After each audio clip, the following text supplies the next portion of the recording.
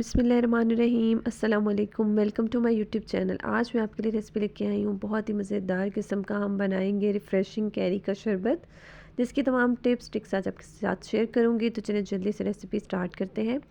मैंने यहाँ पे 3 से 4 जो कच्ची कैरी होती है, रॉ मैंगो, वो मैंने यूज़ किया है।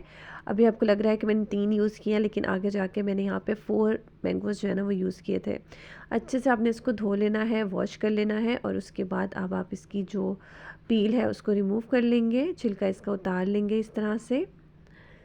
यहाँ देखिए मैं एक एक करके मैंगो का जो छिलका है वो उतारती जा रही हूँ। ये बहुत ही ज़्यादा रिफ़्रेशिंग होता है, और जिस तरह अब बहुत ज़्यादा गर्मी हो रही है तो इसमें जब आप इस तरह का शरबत बनाएंगे तो बहुत ही ज़्यादा हेल्दी भी होता है, रिफ़्रेशिंग भी होता है।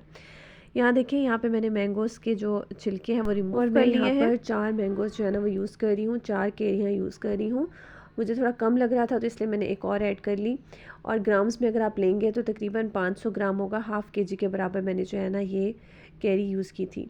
अब आपने अच्छे से इसको जो है ना वो कट कर लेना है, और इसकी जो गुठली है, इसका जो सीड होता है, उसको आप रिमूव कर लेंगे। इसी तरह से मैंने सारी कैरियाँ जो है ना उसको काट लिया था। मीन्स कि उसका जो पल्प वाला हिस्सा है वो हम रख लेंगे, और गुठलियाँ जो है ना उसको आप रिमूव कर लेंगे।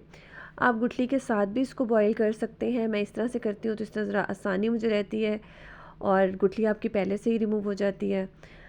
यहाँ देखिए अब मैंने आम को जो है ना वो अच्छे से काट लिया है, और इसके अंदर जो है ना सीड को भी आपने अच्छे से जो है ना वो रिमूव करना है, ताकि कोई भी मैंगो आपका ज़ाया ना हो। अब आपने इसको छोटे छोटे पीसेस में कट कर लेना है।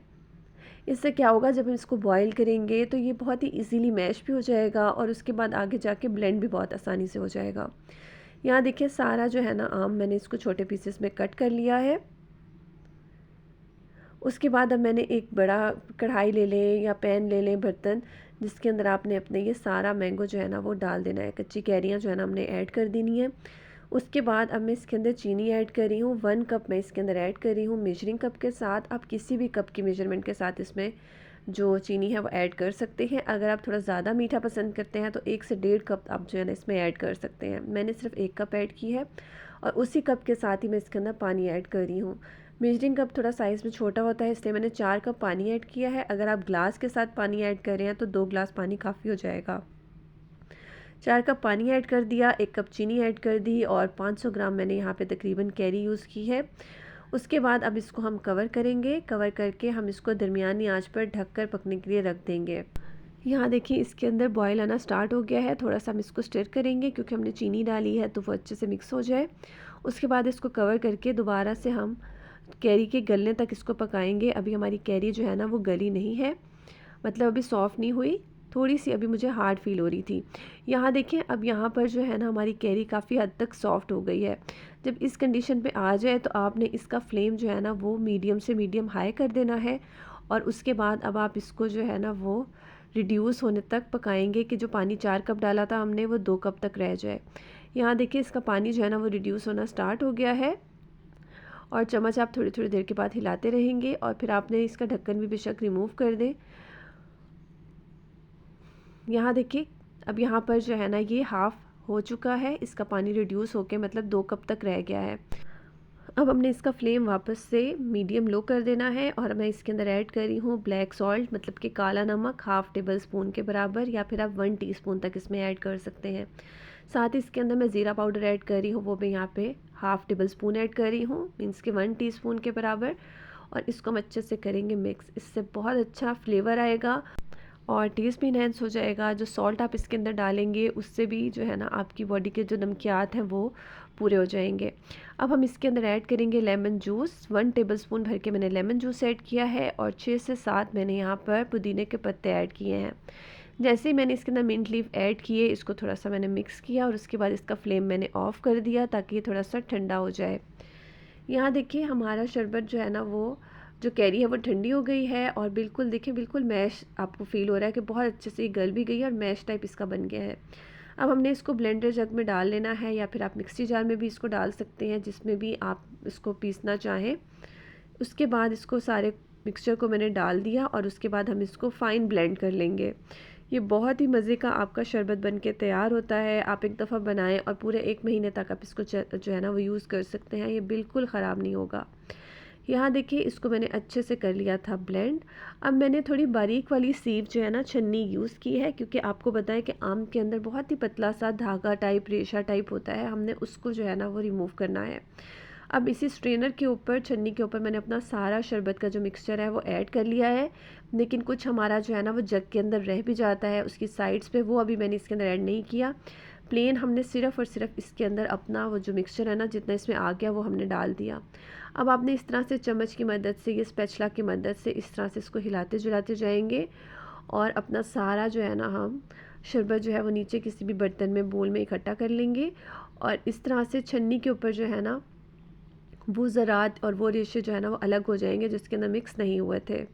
यहाँ देखिए सारा शरबत हमारा अलग हो गया है, बिल्कुल फ़ाइन हमने जो है ना ये बना के तैयार किया है। अब आप इसको किसी भी साफ बॉटल में डालकर और 1 महीने तक आप इसको स्टोर कर सकते हैं।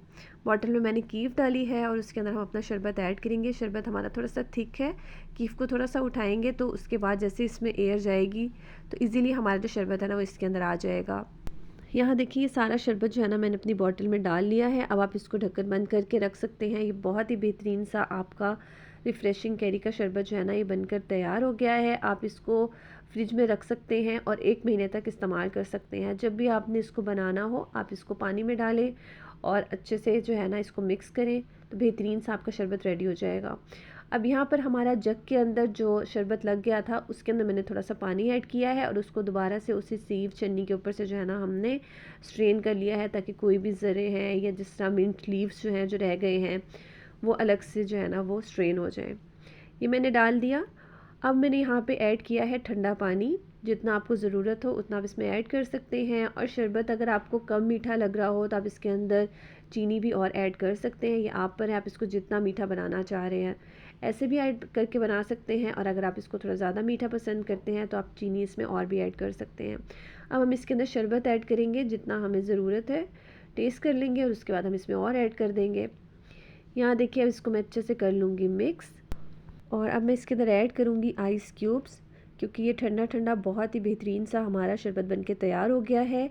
इसके अंदर कोई मैंने आर्टिफिशियल फ्लेवर, आर्टिफिशियल कलर्स वगैरह कुछ भी ऐड नहीं किया। अगर आप चाहते हैं तो आप इसमें थोड़ा येलो कलर या फिर ग्रीन कलर भी ऐड कर सकते हैं। इसको मज़ीद रिफ़्रेशिंग बनाने के लिए मैं इसके अंदर थोड़े से लेमन स्लाइसेस ऐड कर रही हूँ और थोड़े से मैंने इसके अंदर फ्रेश मिंट लीव्स मीन्स के पुदीने के पत्ते ऐड किए हैं। और ये देखें कितना मज़े का बेहतरीन सा आपका जो है ना रिफ़्रेशिंग जो कैरी का शरबत है ये बनकर तैयार हो गया है। इसका मिठास मैंने टेस्ट कर ली थी तो मुझे बिल्कुल सही लगा। आप अपने टेस्ट के मुताबिक इसमें शरबत या फिर चीनी वगैरह जो भी ऐड करना चाहें आप इसमें ऐड कर सकते हैं। आप इसको ज़रूर ट्राई कीजिएगा, क्योंकि बहुत ज़्यादा गर्मी है तो आप इसको बनाएंगे ये बहुत बेहतरीन और रिफ़्रेशिंग बनता है। बच्चों को बना कर दे सकते हैं, स्कूल कॉलेजेस वाले जो बच्चे हैं या ऑफ़िस से जिस तरह आपके हस्बैंड्स आते हैं आप उनको बना कर दे सकते हैं। मैं इसी तरह से बहुत ही मज़े मज़े की रेसिपीज़ आपके लिए लाती रहती हूँ। अगर आपको मेरी रेसिपी पसंद आए तो लाइक करें, शेयर करें, कमेंट करें और अगर आप चैनल पर न्यू हैं तो सब्सक्राइब कर दीजिएगा प्लीज़। Thank you. अल्लाह हाफ़िज़।